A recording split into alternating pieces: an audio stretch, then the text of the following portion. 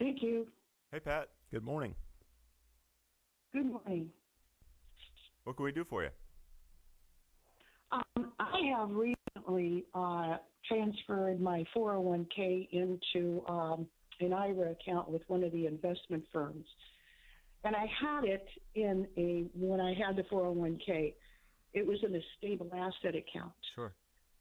They want me to put my money into deferred annuity for 3 years.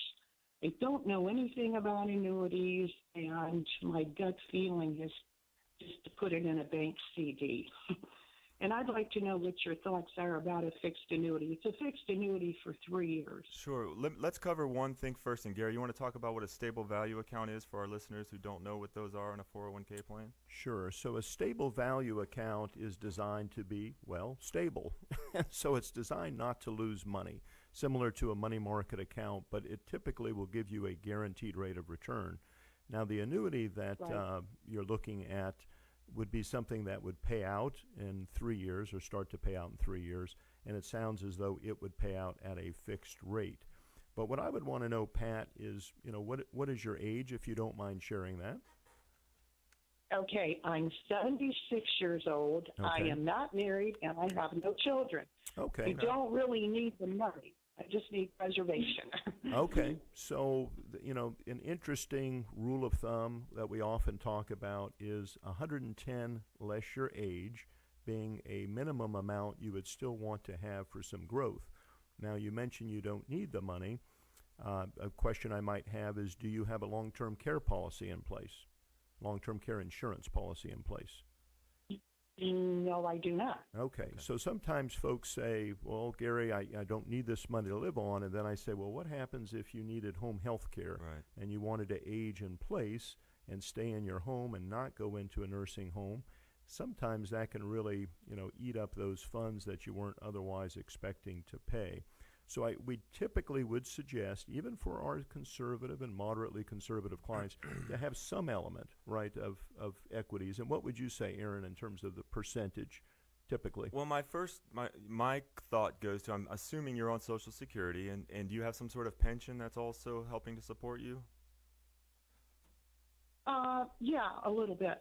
So the Social Security normally has a little cost of living adjustment to it. The pension most likely doesn't, unless it's a state or government type pension. So my concern would be cash flow going forward. Right. And with what we're seeing with inflation and the prices of things going up, that you need to make sure that your income or your assets keep pace with that inflation so that you don't start to have your standard of living deteriorate.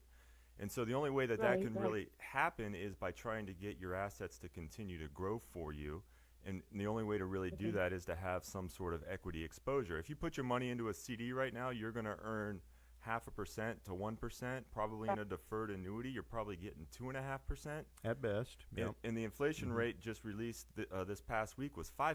So if you're in a 2.5% annuity and everything costs 5% more, you're basically 2.5% poorer. That's one way to put it.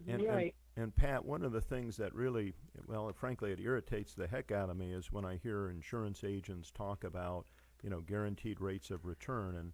And, I even sometimes you see these in the paper that, there's a 5 or 6%, guaranteed payout, and they are implying it's a rate of return. And really what it is, as Aaron said, it's maybe 2.5% return on your money, and then 3.5% return of your money. So primarily what the insurance company is doing is simply paying you back your money. And so we have to be careful.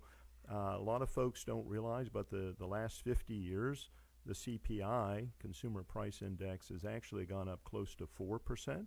When we do financial plans, most of the CFPs in our office use around 3% as the inflation, sort of the midpoint from what we've experienced over the last 50 years and versus what we've experienced over the last 10 years. Right. So I always believe that when anybody is proposing for you to put all of your retirement nest egg in one product, my antenna, it goes way up. Way up. And it's time to get a second opinion. Exactly. Which is what we do. Okay. So, and we'd be happy to sit down with you, talk about your situation. If you want to call the office on Monday, speak with either Gary or myself. We'll be Well, more than and- happy to walk you through. And I'm going to some different interrupt there options. Go and ahead. say, you know, it's on your mind right now. We have a CPA and a CFP in the Oh, office Good point. that's taking calls. His name is Rodney Owenby, and I'm going to give you his number. That number is 407-869-9800.